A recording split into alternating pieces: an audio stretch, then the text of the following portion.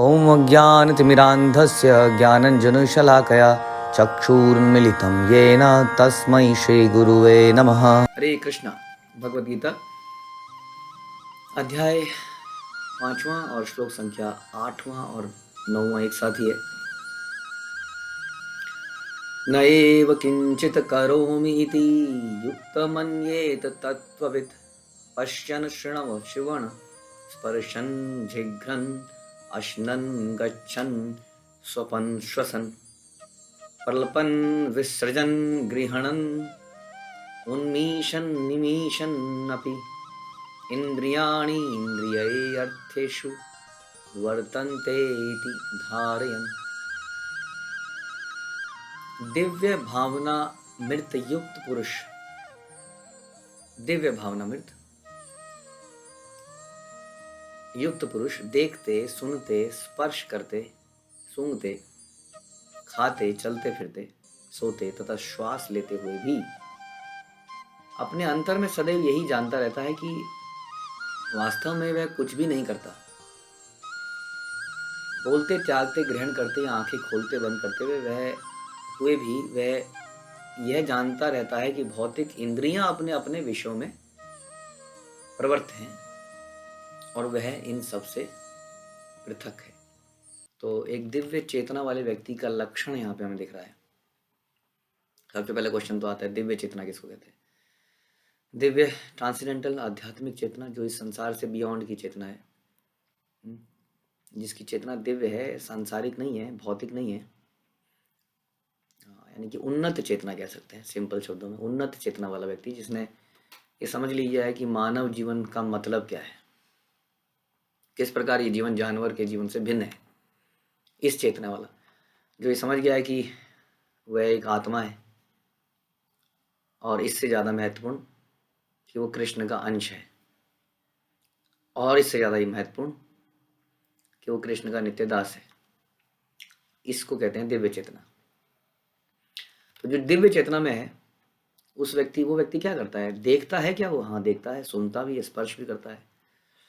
ये सब करते हुए वो ये जान लेता है कि वो खुद कुछ नहीं कर रहा है, तो कौन कर रहा है फिर? यानी कि वो ये जान जाता है कि ये सारी चीज़ें अलग हैं और मैं इनसे अलग हूँ। अलग कैसे हो सकती हैं? हमने सुना है, जैसे कि इसमें डिस्कस हो रहा है, सुनना, देखना, स्पर्श करना, सूंघना, खाना, चलना, सोना, सांस लेना, ये सारे हमारी इंद्रियों के अलग अलग कार्य हैं। ये सारी अलग अलग इंद्रियां, कर्म इंद्रियां हैं या ज्ञान इंद्रियां हैं, या ये जो इंद्रियां हैं ये अलग अलग कार्य करी हैं, ये सारे इंद्रियों के कार्य हैं। और इंद्रियों को चलाने वाला कौन है? शास्त्र बताते हैं कि इंद्रियों को चलाने वाला मन है। बट मन कौन है? मन तो मैं ही हूँ। क्या हम मन नहीं है? हमें ऐसा करता है ना कि बड़ा मन कर रहा है आज कुछ अच्छा खाने का, तो हम खाते हैं। बड़ा मन कर रहा है कहीं घूम के आने का, तो हम घूम के आते हैं। बड़ा मन कर रहा है अच्छे नए कपड़े पहनने का, बड़ा मन कर रहा है किसी शॉपिंग मॉल में जाने का। तो हमने तो यही सोचा, आज तक संसार में व्यक्ति ये सोचता है कि जो भी मन में इच्छा आए उसकी पूर्ति के लिए लग जाना चाहिए। ड्रीम वर्ल्ड, लोग ड्रीम्स को बेचते हैं। हाँ, और बॉलीवुड में, हॉलीवुड में, अलग अलग वुड में लोग ड्रीम्स दिखाते हैं और लोगों को बोलते हैं सपने देखो, सपने अच्छे हैं। क्योंकि सपनों की पूर्ति के लिए व्यक्ति मेहनत करता है, कुछ करता है, उनको प्राप्त करता है, फिर उसको अच्छा लगता है। ऐसा समाज में एक नॉर्मल वो है। तो इसका मतलब जो भी मन करे, जैसे भी मन इच्छा करे, उसकी पूर्ति के लिए मेहनत करने वाले को एक मेहनती आदमी, इंटेलिजेंट, कर्मठ व्यक्ति माना जाता है। लेकिन जो मन के पीछे नहीं भागता है, संसार में लोग कहते हैं क्या पागल आदमी है, इसने मन को मार रखा है। शास्त्र तो ये कहते हैं कि जो मन को मार पाए, जो मन को कंट्रोल कर ले, वो गोस्वामी है। गोस्वामी, गोस्वामी मतलब इंद्रियों का स्वामी। गो मतलब इंद्रियां, इसलिए गोपाल का मतलब दो है। गो इंद्रियों का पालन करता, इंद्रियों को वास्तव में संतुष्ट करने वाला, वो गोपाल है। उसका नाम है गोपाल, जो इंद्रियों को संतुष्ट कर पाए और साथ में जो गायों की रक्षा करे, गायों को पाले, दोनों नाम इसके मतलब हैं। तो गोस्वामी मतलब जो इंद्रियों को जीत ले, मन को मारे। शास्त्र तो बता रहे हैं कि उस व्यक्ति को गोस्वामी कहते हैं। संसार में उसको कहते हैं क्या, मूर्ख व्यक्ति है। मन को नहीं पूरा करना, मन की इच्छा नहीं कर रहा है। तो यही यहाँ पर समझने का विषय है। हाँ, कि जो व्यक्ति कृष्ण भावनामृत में है, जो दिव्य भावनामृत में है, वो व्यक्ति हमेशा ये जानता है कि वो ये मन नहीं है। जब भी आपका मन बोले चलो एकादशी है तो कोई बात नहीं, इस बार एकादशी में कुछ कहीं पर किसी पार्टी में गए हुए थे, बहुत तरह का प्रसाद था, खाना था, अगली वाली एकादशी कर लेंगे, मन कर रहा है करने का, है ना। ऐसे ही हमारा मन बहुत सारी चीजें करता रहता है। लेकिन जो दिव्य भावनामृत व्यक्ति होता है वो कहता है अरे मन कर रहा है ना, तो क्या हो गया, मन कर रहा है तो मैं कोई मन थोड़ी हूँ। ये चेतना वाले व्यक्ति वास्तव में दिव्य चेतना वाले व्यक्ति, जो ऐसा समझ पाए कि इट्स नॉट नेसेसरी कि मन की सारी डिजायर्स को पूरा करना है। दिव्य चेतना वाला व्यक्ति जानता है कि मन के ऊपर भी एक वस्तु है जिसको हम बुद्धि कहते हैं,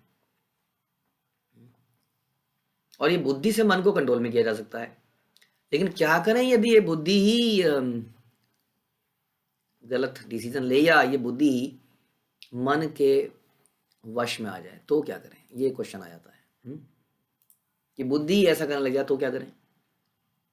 इसलिए श्रवण करना बड़ा इंपॉर्टेंट है। मेरा कहने का मतलब ये है कि जिस व्यक्ति को ये चेतना ही नहीं है कि मन अलग है, बुद्धि अलग है और हम अलग हैं, वो व्यक्ति कैसे इसमें से अलग हो पाएगा, वो कैसे अपनी इच्छाओं को रोक पाएगा, क्योंकि उसकी इतनी चेतना ही डेवलप नहीं है ना। जब व्यक्ति अध्यात्म में आगे हो जाता है तब वो इस चेतना में होता है, तब इसको अलग करना ही नहीं, ये तो मेरा मन कह रहा है, मुझे इसकी मन के हर डिजायर को पूरा नहीं करना है, मुझे देखना है शास्त्र क्या कहते हैं, गुरु क्या कहते हैं, आचार्य परंपरा क्या कहती है, उसके अकॉर्डिंगली चलना है। लेकिन जब तक मेरी ये परिस्थिति नहीं आई है तब तक मैं मन से अपने आप को अलग मान ही नहीं पाता।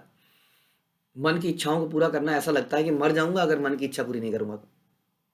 ऐसे में क्या करें, ऐसे में बुद्धि को कैसे तेज करें, बुद्धि को अपनी खोई हुई शक्ति कैसे याद दिलाएं। कई बार किसी व्यक्ति में बहुत शक्ति होती है लेकिन वो उसका इस्तेमाल नहीं कर पाता है, उसकी वैल्यू नहीं जानता है। जैसे हमने कई बार लोगों ने बोला कि नरेंद्र मोदी जी अचानक से प्रधानमंत्री बने तो हमें समझ में आया अच्छा प्रधानमंत्री के इतने राइट्स भी होते हैं। हाँ, नोट भी बदल जाते हैं रातों रात तो सब लोग हैरान हो गए, है ना। हालांकि बहुत सारे ऐसे लोग हुए जिन्होंने ऐसी शक्ति दिखाई। कहने का मतलब है कि एक ही पोस्ट पे, एक ही पोजीशन पे कोई व्यक्ति बहुत शक्तियाँ इस्तेमाल कर पाता है। यानी कि इसी शरीर से हम बहुत कुछ कर सकते हैं और इसी शरीर को हम एक जानवर जैसा भी बना सकते हैं। ये शरीर जो है बड़ा ताकतवर है, आप जानते हैं, तप में बहुत बल है। शिला प्रभुपाद देखिए, उन्होंने केवल एक आदमी ने कैसा चमत्कार करके दिखाया संसार में। तो इसमें बहुत ताकत है, लेकिन उसी के लिए जो इसको समझ पाता है। और जो नहीं समझ पाता है तो वो तो फिर मन, उसकी बुद्धि हमेशा मन के शरणागति रहती है। अब बुद्धि को तेज करने के लिए हमें क्या करना चाहिए, हमें श्रवण करना चाहिए। जितना हम सुनेंगे उतना बुद्धि को ताकत मिलेगी। इस बुद्धि का बल क्या है, इस बुद्धि का बल है आध्यात्मिक श्रवण। ध्यान रखिए इस बात का, मन के ऊपर बुद्धि है, बुद्धि भी हम नहीं है, हम तो आत्मा है, लेकिन बुद्धि को हमें इस्तेमाल करना है। Yes, just like a driver, बुद्धि इज लाइक अ ड्राइवर। हाँ, जो चैरियट मॉडल में ड्राइवर है वो बुद्धि है, और 5 घोड़े जो हैं वो हमारी इंद्रियां हैं। घोड़ों के पीछे चाबुक जो है मन है। चाबुक ड्राइवर के हाथ में ही अच्छी लगती है। यदि ड्राइवर का कंट्रोल चाबुक से हट जाए, यदि ड्राइवर का कंट्रोल स्टीयरिंग से हट जाए, तो बहुत ही खतरनाक अवस्था हो जाती है। वो होता है उस व्यक्ति की हालत जिसका मन उसके कंट्रोल में नहीं होता है। तो यहाँ पे बता रहे हैं जो व्यक्ति ये समझ पाता, तो पहली स्टेज है ये समझें तो सही कि हम अलग हैं, मन अलग है, इंद्रियां अलग है, बुद्धि सब अलग है, सोल अलग है। तब तो इस लेवल पे पहुंचेगा कि नहीं नहीं मैं नहीं सुनूंगा तुम्हारी बात, तुम तो मन कह रहे हो ना, मैं तुम्हारी बात नहीं सुनूंगा। जब ये अंडरस्टैंडिंग ही नहीं है तो आदमी कैसे सोच पाएगा इस बात को। तो आदमी वही करेगा जो मन कहता है और उसी तरह उसका बेड़ा गर्क हो जाएगा। इसीलिए हमें श्रवण करना चाहिए। श्रवण करने से बुद्धि का जो टॉनिक है, जो फूड है, वो है आध्यात्मिक श्रवण, और कोई श्रवण नहीं। आध्यात्मिक श्रवण से बुद्धि तेज होती है और सही गलत पे सही डिसीजन ले पाती है कि क्या सही है क्या गलत है, तब वो मन पे कंट्रोल कर पाती है। इसलिए हम बता रहा है जो व्यक्ति दिव्य भावनामृत में है वो देखते, सुनते, सूंघते, खाते, फिरते, चलते हुए सब कुछ हो रहा है, ये मैं नहीं कर रहा हूँ, ये मन इनको कुछ बोल रहा है, ये कुछ कुछ करे जा रही हैं, बोलते, त्यागते, ग्रहण करते, आंखें बोलते, सभी समय वो ये समझता है कि सभी लोग, सभी इंद्रियां अपने अपने कार्यों में हैं, लेकिन मैं इन सबसे बिल्कुल अलग हूँ। और मैं कृष्ण भावनामृत के लिए हूँ, इसलिए मुझे ज़्यादा ध्यान नहीं लगाना है। मल क्यों आता है? मल आता है, ठीक है, इंद्रियों का काम है मल त्यागना, अंदर करते हैं, प्रोसेस करते हैं, मेरा मल से क्या लेना देना?